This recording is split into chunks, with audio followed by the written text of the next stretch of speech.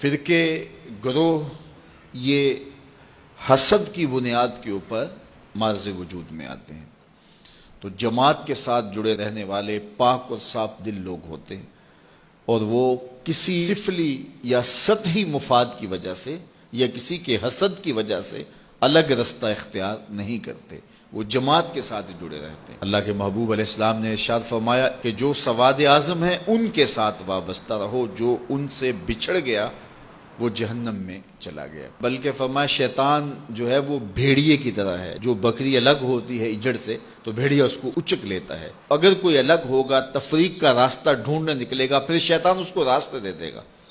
پھر نتیجہ یہ ہوگا وہ الگ گروہ اور الگ فرقہ الگ جماعت بنا کے بیٹھ جائے گا، اور جو حقیقی جماعت ہے سواد اعظم ہے اس سے وہ بکھر جائے گا، اور تفریق، تشدد، اختلاف اور باہمی جو ہے وہ لڑائی اور جنگ و جدل کا ماحول پیدا کر بیٹھے گا۔ اس لیے ہمیں اپنی زندگی میں ہمیشہ مزاج میں صلح جوئی رکھنی چاہیے، بات بات پہ بگڑنا، ہر بات پہ اختلاف کرنا اور الجھاؤ پیدا کرنا، بعض لوگ اس کو تحقیق کا نام دے کے ہر وقت ہی جو ہے وہ عجیب کیفیت میں رہتے ہیں۔ بعض کا جماعت کے مفاد کے لیے کوئی چیز چھوڑنی بھی پڑتی ہے جس کو درست سمجھا جاتا ہے، اور اس کی سب سے بڑی مثال اللہ کے محبوب صلی اللہ علیہ وسلم کا اپنا عمل ہے۔ آقا کریم نے فرمایا عائشہ میرا جی چاہتا ہے کہ کعبۃ اللہ کی تعمیر طرز ابراہیمی پہ کروں، لیکن میں یہ سوچتا ہوں کہ تیری قوم کی عصبیت نہ جاگ پڑے، یعنی قریش کے دل میں یہ بات نہ آئے کہ یہ ہماری خاندانی جو تعمیر ہے اس کو توڑ کے ایک نئی تعمیر انہوں نے سامنے لائی ہے۔ اگرچہ بات کسی ایک آدھ شخص کے دل میں آتی اور وہ اس کو دور کرنے کی کوشش کرتا، لیکن اس کے باوجود حضور علیہ السلام اس سے بھی بچے کہ کہیں اس میں جو ہے وہ لوگوں کے ذہن میں جو ہے وہ ایسی بات نہ آنے پائے۔ اب یہ کتنی بڑی بات ہے، اگر ہم لوگ اس بات کو سمجھ لیں تو یہ بات بات پہ بگڑنا، جھگڑنا، جنگ و جدل، لڑائی اور باہمی تشدد، افتراق اور کیا کچھ ہے، اور جو اس وقت ہم کر رہے ہیں پوری دنیا کے اوپر، مسلمان آج دیکھیے شام کے اندر جو کچھ ہو رہا ہے، اور ہم آپس میں جو ہے وہ باہم دست و گریبان ہیں۔ ہم چھوٹے ہوتے تھے تو وہ ایک کہانی پڑھتے تھے کہ ایک تھا تیتر ایک بٹیر، لڑنے میں تھے دونوں شیر، لڑتے لڑتے ہو گئی گم، ایک کی چونچ اور ایک کی دم، دونوں کو نقصان ہو گیا، ایک کی چونچ جائے گی اور ایک کی دم جائے گی۔ تو ہم جب امت مسلمہ آپس میں جنگ و جدل کا ماحول ہی قائم رکھے ہوئے ہوں گے تو پھر نتیجہ کیا یہ ہوگا کہ شام کے اندر جو ظلم ہوا، اس سے قبل جو یمن میں ہو رہا ہے، اسی طرح برما میں جو کچھ ہوا، افغانستان کے اندر جو کچھ ہوا، 56-57 اسلامی ملک اور ہماری یہ حالت، بس ہم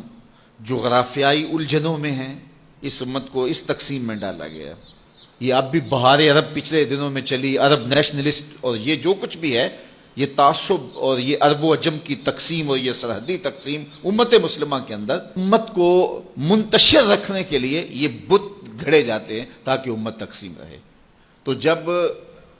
سلطنت عثمانیت توڑی جانے لگی تو اس وقت یہ بات کہی، عربوں کا تعصب ابھارا جانے لگا اور عربی عجمی کی تقسیم کو ہوا دی گئی، تو اس وقت اقبال نے کہا یہ بت یعنی قومیت کا بت، یہ بت کے تراشی دائے تہذیب نوی ہے، یہ نئی تہذیب نے یہ بت تراش کے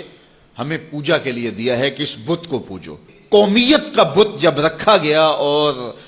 جو ہے وہ عربوں کو ترکوں سے بغاوت کا کہا گیا کہ وہ عجم ہو کے تمہارے اوپر حاکم ہے، اور یہ بت تراشا گیا اور عربی عصبیت کو ابھارنے کے لیے اور جو ہے وہ جغرافیائی تعصب ابھارنے کے لیے اور نسلی تفاخر ابھارنے کے لیے یہ عجمیت کا اور یہ عربیت کی تقسیم کا بت، یہ قومیت کا بت جب تراشا گیا تو اقبال کتنا زیرک شخص تھا، اس وقت کہا تھا کہ یہ بت کے تراشیدہ تہذیب نوی ہے، یہ نئی تہذیب کا تراشا ہوا بت ہے، اگر اس کی پوجا پاٹ شروع ہوگی تو ہوگا کیا؟ سنیے ذرا، یہ بت کے تراشیدہ تہذیب نوی ہے، غارت گرے کاشانہ دین نبوی ہے۔ اس بت کی پوجا کا مطلب یہ ہے کہ تم دین کے کاشانے کو غارت کر رہے ہو، دین کی عمارت اپنے ہاتھوں سے ڈھا رہے ہو۔ تو پھر ہمارے لیے میسج کیا ہے؟ تو اقبال نے میسج دیا، بازو تیرا توحید کی قوت سے قوی ہے، اسلام تیرا دیس ہے تو مصطفی ہے، کہ تیرا بازو طاقت ہوگا جب تو وحدت کا سبق پڑھے گا اور توحید کے سائے میں پوری امت اکٹھی ہوگی. جغرافیائی تقسیموں سے نکل کے، عرب عجم کی تقسیموں سے نکل کے توحید کے سائے تلے جب یہ فرزندان اسلام اس شناخت کے ساتھ کھڑے ہوں گے تو پھر بازو مضبوط ہوگا. اور تیرا دیس یمن، شام اور یہ نہیں ہے، تیرا دیس کیا ہے؟ اسلام تیرا دیس ہے، تو مصطفی.